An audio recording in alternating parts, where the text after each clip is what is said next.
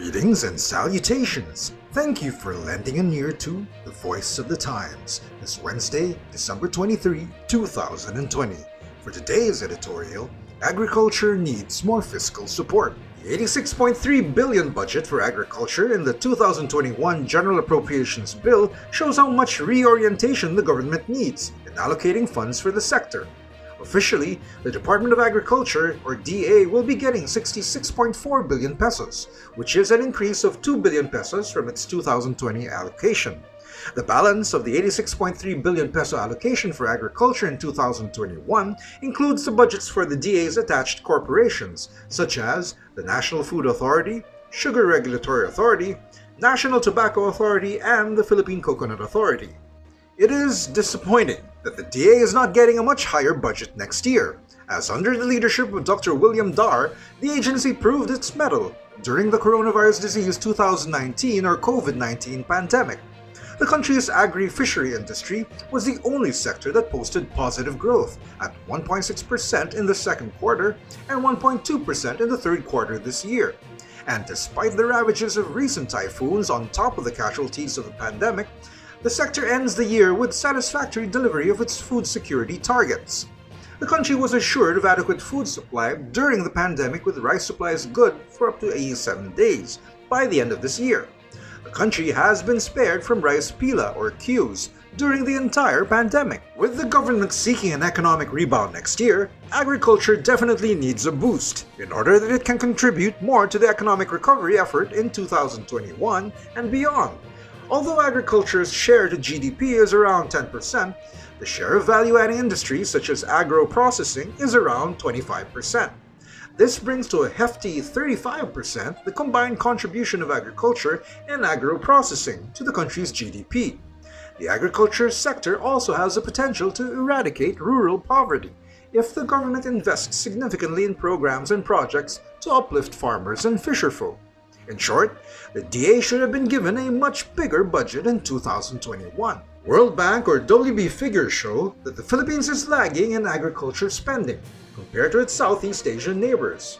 WB data show that in 2019, Vietnam and Thailand's budgets for agriculture as a percentage of total government budget were 3.6% and 6.3% respectively. Both countries are the leading exporters of rice in the world, while Vietnam is the fourth largest exporter of coffee products in the world. For its part, the Philippines' budget for agriculture in 2019, as a percentage of total government budget, according to the WB, was a measly 1.6%. Data from the Department of Budget and Management, or DBM, also revealed that the Philippines' investment in agriculture has been declining as a percentage of the total national government budget. DBM data showed that the country's agriculture budget, with and without irrigation, during the Aquino administration, from 2010 to 2015, was 4.58% and 3.06% respectively, while from 2016 to 2019, it was 2.75% and 1.67% respectively. This is alarming considering that the agriculture sector is among the sectors hardest hit by typhoons that visit the country every year, with Typhoon Ulysses or international name Vamco alone causing 16 billion pesos in damage to crops, fisheries, and infrastructure, according to the assessment of the National Disaster Risk Reduction and Management Council. The Economist recently reported that food prices are at a 6-year high due to the pandemic. The Philippines, being a net food importer, will be in a highly disadvantageous position if this trend continues. This threat to food security can be addressed if more budgetary resources are provided by the government to the agriculture sector.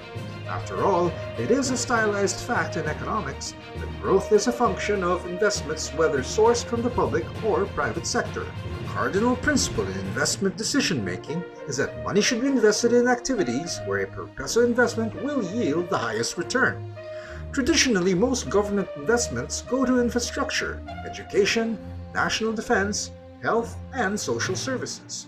During the COVID-19 pandemic, however, it has become obvious that food security is clearly critical to keeping social order. Thus, a portion of the Bayanihan 1 Economic Stimulus Fund was devoted for this purpose. Putting more money in the sector proved a sound decision, as agriculture was alone among Philippine industries in attaining positive growth rates in Q2 and Q3 of this year. And that's the editorial for Wednesday, December 23, 2020. For more news and information, get a copy of the Manila Times on print, subscribe to our digital edition, or log on to www.manilatimes.net. Follow us on Twitter, Facebook, and Instagram, and listen to The Voice of the Times.